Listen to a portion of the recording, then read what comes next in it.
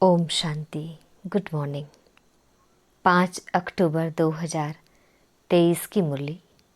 मीठे बाबा हम बच्चों से कह रहे हैं, मीठे बच्चे, बाप से सर्व संबंध रखो तो बंधन खलास हो जाएंगे। माया बंधन में बांधती और बाप बंधनों से मुक्त कर देते हैं। बाबा हम बच्चों से प्रश्न पूछ रहे हैं, निर्बंधन किसे कहा जाता है? निर्बंधन बनने का उपाय क्या है? उत्तर है, निर्बंधन अर्थात अशरीरी, देह सहित देह का कोई भी संबंध बुद्धि को अपनी तरफ ना खींचे। देह अभिमान में ही बंधन है। देही अभिमानी बनो तो सब बंधन समाप्त हो जाएंगे। जीते जी मर जाना ही निर्बंधन बनना है। बुद्धि में रहे, अब अंत का समय है। नाटक पूरा हुआ, हम बाप के पास जाते हैं तो निर्बंधन बन जाएंगे।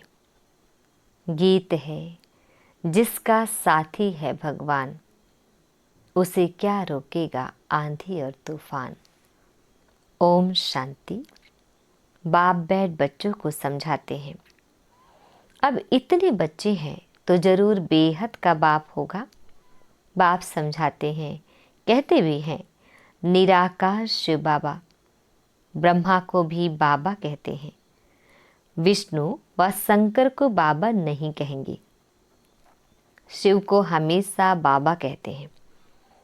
शिव का चित्र अलग, शंकर का चित्र अलग है। गीत भी है, शिवाय नमः। फिर कहा जाता है, तो मात पिता हम बालक तेरे। यह भी समझाना बहुत सहज है कि बरोबर निराकार शिव को ही बाप कहते हैं। वह है सभी आत्माओं का बाप। शंकर व विष्णु निराकार तो नहीं है। शिव को निराकार कहेंगे। मंदिरों में उन सब के चित्र हैं। भक्ति मार्ग में कितने चित्र हैं। ऊंचते ऊंच चित्र दिखाते हैं शिव बाबा का। फिर ब्रह्मा, विष्णु, शंकर का चित्र दिखाते हैं। उनका भी रूप है। जगत अम्बा, जगत पिता का भी रूप है। लक्ष्मी नारायण का भी साकारी रूप है। बाकी एक ही भगवान है, निराकार। परंतु उनको सिर्फ गॉड कहने से मनुष्य मूंझते हैं। पूछो, गॉड तुम्हारा क्या लगता है? कहेंगे फादर। तो यह सिद्ध कर बतलाना है, गॉड फादर है। फादर रचता है तो मदर भी चाहिए। मदर बिगर फादर कैसे सृष्टि रचेंगे? वह फादर कब आएंगे? सब बुलाते हैं, हे पतितों को पावन बनाने वाले आओ। अभी तो सारी दुनिया पतित है। पतित हो तब तो आकर पावन बनाएंगे ना। इससे सिद्ध होता है बाप को पतित दुनिया में आना जरूर है, परंतु ड्रामा अनुसार यह किसी को भी समझ में नहीं आएगा।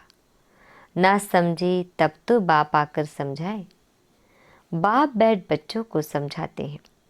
भारत में ही गाया जाता है ज्ञान और भक्ति। फिर कहते हैं, ब्रह्मा का दिन और ब्रह्मा की रात। रात में घोर अंधियारा होता है।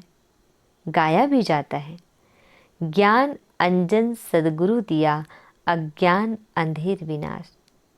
मनुष्यों में इतना तो अज्ञान है जो फादर को भी नहीं जानते। इन जैसा अज्ञान और कोई होता नहीं। परम पिता ओ गॉड फादर अक्षर कहकर अगर उनको ना जाने तो उन जैसा ज्ञान कोई नहीं। बच्चे बाबा कहे और फिर कहे हम उनके ऑक्यूपेशन, नाम रूप आदि को नहीं जानते हैं, तो उनको अनाड़ी कहा जाए ना। यही भारतवासियों की भूल है, जो फादर कहते हुए फिर उनको जानते नहीं। गाते हैं, ओ गॉड फादर आकर पतितों को पावन बनाओ। दुख से छुड़ाओ, दुख हर कर सुख दो। बाप एक ही बार आते हैं, यह तुम जानते हो नंबरवार। कोई तो समझते नहीं कि हमको बाप से पूरा वर्षा लेना है। बाप का पूरा परिचय नहीं, इसलिए कहते हैं क्या करें बंधन है। जीते जी मरना आ जाए तो तुम्हारा बंधन खलास हो जाए। मनुष्य अचानक मर जाते हैं तो बंधन छूट जाते हैं। अभी तो सबके बंधन छूटने वाले हैं। तुम्हें जीते जी निर्बंधन अर्थात अशरीरी बनना है। बाप कहते हैं इन शरीर के बंधनों आदि को भूल जाओ, अपने को आत्मा समझ मुझ बाप को याद करो। बाकी बंधन तब लगता है जब तुम देह अभिमानी बनते हो, फिर कहते हो कैसे छूटे। बाप कहते हैं भल गृहस्थ व्यवहार में रहो, परंतु बुद्धि में रहे हमको वापस जाना है। जैसे नाटक का जब अंत होता है तो एक्टर्स नाटक से जैसे उपराम हो जाते हैं। पार्ट बजाते बजाते बुद्धि में रहता है, बाकी थोड़ा टाइम है, यह पार्ट बजाकर फिर घर जाएंगे। तुमको भी यह बुद्धि में रखना है। अभी अंत है, हम दैवी संबंध में आते हैं। इस पुरानी दुनिया में रहते या बुद्धि में रहना चाहिए कि हम बाप के पास जाते हैं। गाते भी हैं हम तुम पर बलिहार जाएंगे, जीते जी तुम्हारा बनेंगे। बाकी जो देह सहित देह के संबंध है उनको भूल हम आपके साथ ही संबंध रखेंगे। संबंध है तो याद करो, प्यार करो बाप से अथवा अपने प्रीतम से बुद्धि का योग लगाओ, तो तुम पर जो जंग लगी है वह उतर जाएगी। योग तो गाया हुआ है ना, और सब जिस्मानी योग है। मामा, चाचा, काका, गुरु, गोसाई आदि सब से योग रखते हैं। बाप कहते हैं इन सब से योग हटाए मुझ एक को याद करो। योग मुझ एक के साथ लगाओ। देह अभिमान में नहीं आओ। देह से कर्म करते हुए भी यह निश्चय करो कि हम पार्ट बजा रहे हैं। इस पुरानी दुनिया का अब अंत है। अभी हमको वापस जाना है। देह सहित देह के सब संबंधों से उपराम होना है। ऐसे ऐसे अपने साथ बातें करनी है। अब तो बाप के पास जाना है। किसी को स्त्री का बंधन है, किसी को पति का बंधन है, किसी को कोई का बंधन है। बाबा तो युक्तियाँ बहुत बतलाते हैं। बोल दो हमको पवित्र बन भारत को पवित्र जरूर बनाना है। हम पवित्र बन तन मन धन से सेवा करते हैं, परंतु पहले नष्ट मोह चाहिए। मोह नष्ट हो तो गवर्नमेंट को चिट्ठी लिखो तो वह भी तुमको सहयोग देंगी। भगवान वाद काम महाशत्रु है। हम उन पर जीत पाकर पवित्र रहना चाहते हैं। बाप का फरमान है पवित्र बनो तो स्वर्ग का मालिक बनोगे। हमको विनाश और स्थापना का साक्षात्कार हुआ है। अभी पवित्र बनने में हमको यह विघ्न डालते हैं, मारते हैं। मैं तो भारत की सच्ची सेवा में हूँ। अब मुझे एसलम दो, परंतु पक्का नष्ट मोह चाहिए। सन्यासी तो घर बार छोड़ जाते हैं, यहाँ तो साथ रहते नष्ट मोहा बनना है। सन्यासियों का मार्ग अलग है।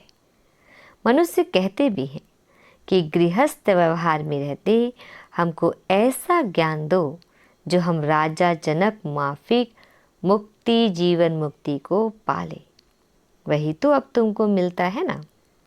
बाबा कहते हैं यह मेरी वन्नी माना युगल है। इनके मुख से मैं प्रजा रचता हूँ। प्रजा पिता ब्रह्मा के मुख द्वारा ही कहते हैं। शिव बाबा तुमको कहते हैं तुम मेरे पोत्रे हो। या फिर कहते तुम मेरे बच्चे बन शिव बाबा के पोतरे बनते हो। वर्षा उनसे मिलता है। स्वर्ग का वर्षा कोई मनुष्य दे ना सके, निराकार ही देते हैं। तो भक्ति अलग चीज है और ज्ञान अलग है। भक्ति में तो वेद शास्त्र पढ़ते, यज्ञ तप दान पुण्य आदि करते बहुत खर्चा होता है। यह है सारी भक्ति की सामग्री। भक्ति शुरू होती है द्वापर से। देवी देवता जब वाम मार्ग में आकर पतित बनते हैं तो फिर देवी देवता नाम कहला न सके, क्योंकि देवताएं तो संपूर्ण निर्विकारी थे। वाम मार्ग में जाने से विकारी बन जाते हैं, तो कहेंगे देवता धर्म वाले वाम मार्ग में आकर पतित बने हैं। पतित को देवता कह नहीं सकते, इसलिए फिर हिंदू नाम रखा है। वेदों शास्त्रों में आर्य नाम रख दिया है। आर्य नाम इस भारत खंड के लिए है। अब यह अक्षर आया कहाँ से? सतयुग में तो आर्य अक्षर है नहीं। कहते भी हैं क्राइस्ट से 3000 वर्ष पहले भारत में देवी देवता बड़े समझदार थे। फिर वही देवता जब द्वापर में विकारी बनते हैं तो अन आर्य कहा जाता है। एक ने आर्य कहा तो बस नाम चल पड़ता। जैसे एक ने कृष्ण भगवानुवाच कहा अथवा लिखा तो बस वह मानने लग पड़ते। गाते भल हैं शिवाय नमः, तो मात पिता हम बालक तेरे, परंतु वह कैसे मात पिता बनते हैं, कब रचना रचते हैं, यह नहीं जानते। जरूर सृष्टि के आदि में रचते होंगे। अब सृष्टि का आदि किसको कहा जाए? सतयुग को या संगम युग को? सतयुग में तो बाप आते नहीं हैं। सतयुग आदि में तो आते हैं लक्ष्मी नारायण। उन्हों को सतयुग का मालिक किसने बनाया? कलयुग में भी नहीं आते। यह है कल्प का संगम युग। बाप कहते हैं मैं हर कल्प के संगम युगे आता हूँ, जबकि सब आत्माएं पतित बन जाती है अथवा सृष्टि पुरानी हो जाती है। ड्रामा का चक्र पूरा हो तब तो बाप आएंगे ना। तुम बच्चों में बड़ी होशियारी चाहिए, धारणा चाहिए। अब कॉन्फ्रेंस करते हैं कि वेद पढ़ने से फायदा क्या होता है। वेद पढ़ना चाहिए तो क्यों? फैसला कुछ भी कर नहीं सकेंगे। फिर वही कॉन्फ्रेंस दूसरे वर्ष करेंगे। फैसला करने बैठते हैं परंतु होता कुछ भी नहीं है। विनाश की तैयारियां भी होती रहती है, बॉम्ब्स बनाते रहते। अभी है ही कलयुग। यह बातें तुम बच्चे ही जानते हो। तुम्हारी बातें ही निराली है। तुम जानते हो मनुष्य मनुष्य को गति सद्गति दे ना सके। गाते भी हैं पतित पावन, तो अपने को पतित क्यों नहीं समझते? यह है पतित दुनिया विषय सागर। सब थोड़े ही केवैया बन सकते हैं। अभी तुम बच्चों में वह ताकत आई नहीं है जो पूरा समझा सके। अभी तुम इतना होशियार नहीं बने हो, योग भी नहीं है। अब तक छोटे बच्चों मुआफिक रोते रहते हैं। माया की तूफान में ठहर नहीं सकते हैं। देह अभिमान बहुत है, देही अभिमानी बनते नहीं। बाबा तो बार बार कहते हैं अपने को आत्मा समझो। अभी हमको वापस जाना है। सभी एक्टर्स जो अपना अपना पार्ट बजाते हैं सब शरीर छोड़कर वापस घर जाएंगे। तुम साक्षी होकर देखो, देहधारी संबंधों में देह में मोह क्यों रखते हो? विदेही बनते नहीं, फिर विक्रम विनाश नहीं होते। बाप को याद करते रहे तो खुशी का पारा चढ़े। हमको शिव बाबा पढ़ाते हैं, फिर हम देवी देवता बनेंगे तो अपार खुशी होनी चाहिए ना। तुम जानते हो भारतवासी जब सुख में थे तो बाकी सब मनुष्य निर्वाण धाम शांति धाम में थे। अभी तो कितने करोड़ों मनुष्य हैं। अभी तुम पुरुषार्थ कर रहे हो जीवन मुक्ति पाने का। बाकी सब वापस चले जाएंगे। पुरानी दुनिया बदल नई दुनिया बननी है। नया तो बाप ही बनाएगा। सैंपलिंग लग रही है। यह है दैवी फूलों का सैंपलिंग। कांटे से फूल तुम बनते हो। बगीचा पूरा तैयार हो जाएगा तो यह कांटों का जंगल खत्म हो जाएगा। इनको आग लगनी है। फिर हम फूलों के बगीचे में चले जाएंगे, क्योंकि ना मम्मा बाबा को फॉलो करे। जानते हो या मम्मा बाबा लक्ष्मी नारायण बनते हैं। इन्होंने ही 84 जन्म बिताए हैं। तुम्हारा भी ऐसे ही है। इनका मुख्य पाठ है, लिखा भी जाता है। बाप आकर सूर्यवंशी चंद्रवंशी स्वराज्य फिर से स्थापन कर रहे हैं। कितना समझाया जाता है तो भी देह अभिमान टूटता नहीं है। मेरा पति, मेरा बच्चा, अरे यह तो पुरानी दुनिया के पुराने संबंध है ना। मेरा तो एक शिव बाबा, दूसरा ना कोई। सभी देहधारियों से ममत्व मीट जाना बड़ा मुश्किल होता है। बाप समझ जाते हैं। इनका ममत्व बीतना मुश्किल दिखता है। सकल ही ऐसे देखने में आती है। कुमारियाँ अच्छी मददगार बनती हैं। अच्छा मीठे बाबा हम बच्चों को विश कर रहे हैं।